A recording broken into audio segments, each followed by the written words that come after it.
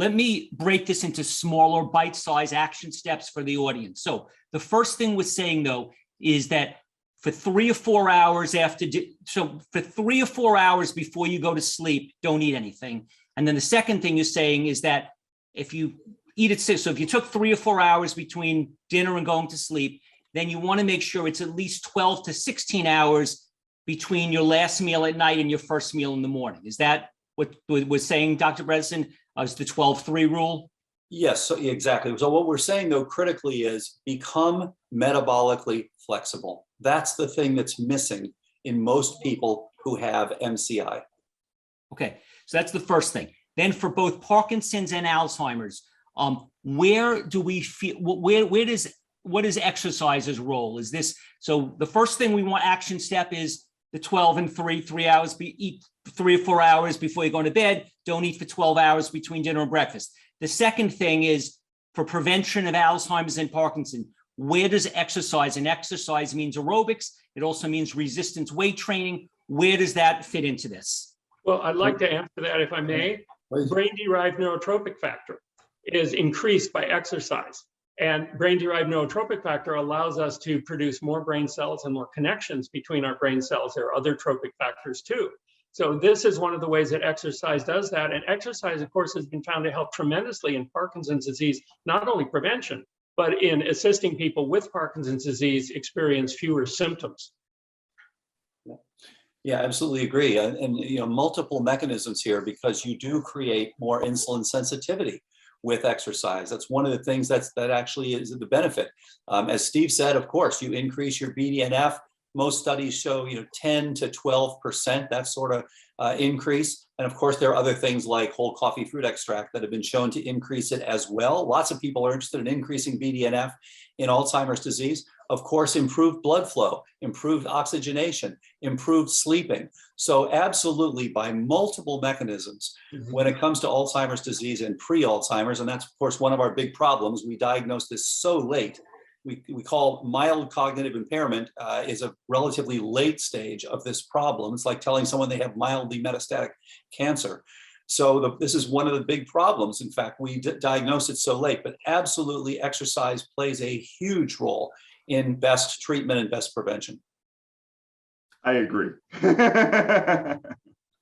And Ray, could you say something about what have you seen with effects of exercise? Because certainly there's been a lot discussed. Dr. Zid and his program, for example, and others, what do you see with exercise in your Parkinson's patients? And Dr. Blake as well, what do you see? So as Dr. Blake was indicating, it's helpful to lower your risk of Parkinson's. So vigorous exercise in your 40s, 50s, and 60s can decrease your risk of ever developing Parkinson's by about 20%, equivalent to 3.5 to 4 hours a week of running or swimming.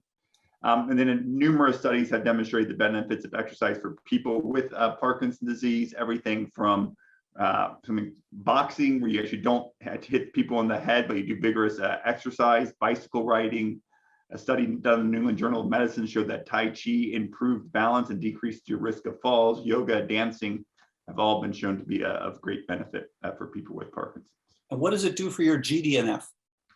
So we're still trying to figure this out. So I think people have to understand that the brain's not so easy to do an assay of. It's hard to assess. You can't go in the brain and see how it's doing, as opposed to like doing an ultrasound of the heart, and you can see how the heart is functioning. But as Dr. Blake and you were both indicating, it appears that exercise releases growth factors that are protective to nerve cells and maintain synapses that are important in both Alzheimer's disease and Parkinson's. And then my colleague and co-author, Dr. Boss Bloom, just reported some results looking at functional imaging changes in response to exercise that might be suggesting that connectivity might be improved, as suggested by both of you. Exciting. It is important that we caution people with Parkinson's disease to get their exercise in a safe manner, because falls are so easy with Parkinson's disease. There are devices that hold people up, say on a treadmill, so they can get some good exercise without any chance of falling whatsoever. So just be careful when you start an exercise program, both for cardiovascular and for falling. No tight ropes. Okay, got it. Okay, what about in terms sleep's role with Parkinson and Alzheimer's? What's the role of that? Is that important? Well, again, it's in Alzheimer's disease, it's a huge one. Again, most of these things have been underappreciated. And so people have typically said, well, lifestyle, fine, lifestyle. But these are all critical pieces to understand what's driving the process. If you have sleep apnea, you are at increased risk for Alzheimer's disease. If you have upper airway resistance syndrome, you are at increased risk. There are many people who simply have poor ability to oxygenate at night. There's a beautiful study from a few years ago, simply looking at the mean SpO2 at night versus the size of various nuclei within the brain by volumetric MRI. And there was a beautiful correlation on multiple nuclei, including, by the way, hippocampus, which is so critical. So there is a huge role, underappreciated, under-evaluated. Not enough people are checking nocturnal oximetry. And I think with the wearables that are becoming more and more common, we're going to see more and more people who are saying, hey, wait a minute, why am I dropping to 85% oxygen saturation while I'm sleeping at night? And that's going to help to reduce the overall incidence. We'd all love to see reduction in the global burden of neurodegenerative illness. So Dr. Bredesen, Dr. Macon Neerdegard from the University of Rochester recently showed that there were changes that happened to sleep in terms of changes in the lymphatic system that might be important in memory. Do you want to briefly describe those in layman's terms? Yeah, it's a great point. You actually have a change in the anatomical, the architecture of your brain, so that you're literally removing things, the so-called lymphatic system, as you mentioned, and this was really pioneering work. And that is basically inhibited by noradrenergic tone. So things that are keeping you awake, things that are keeping you up, are actually preventing that process. That process helps to remove things like damaged proteins and damaged lipids and things like that. So again, multiple mechanisms, sleep is absolutely critical in cognition. And of course, we're all aware of that when we don't get sleep, that it definitely impacts our cognition. And of course, this is one of these things where there's chicken and egg also. Amyloid, just the presence of amyloid in the brain does interfere with sleep patterns. And on the other hand, having poor sleep does lead to more amyloid. So you have this kind of prionic loop phenomenon where each one is unfortunately advancing the other. What about with Parkinson's and Alzheimer's head trauma that maybe you get from, I don't know, you fall, tackle football, boxing? Is this something that affects these illnesses? Yeah, you want to talk about Parkinson's? Yeah, so, one of the most famous people to ever have Parkinson's disease was Muhammad Ali, and it's really hard to indicate whether what caused any one particular individual's disease, but numerous studies have demonstrated that head trauma increases your risk for Alzheimer's disease, for Parkinson's disease, and probably even more so for Alzheimer's disease. There was a great study looking at NFL football players, I think 111, and the brains of 111 NFL players who died. 110 of them had chronic traumatic encephalopathy, these significant changes in the pathology of the brain, wasting away of the brain, in essence, in these individuals.